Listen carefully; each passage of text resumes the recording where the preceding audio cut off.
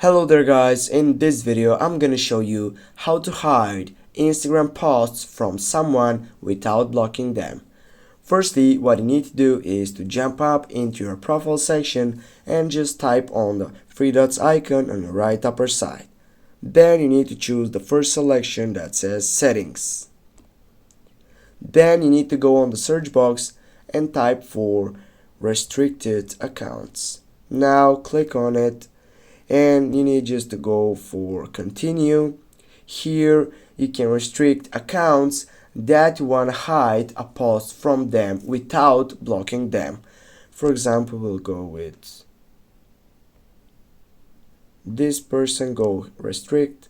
Now as you can see on this, I have a list from restricted accounts that are here on it and that they cannot see my posts. Thanks guys for watching. Don't forget to hit that like and share the video. See you soon guys.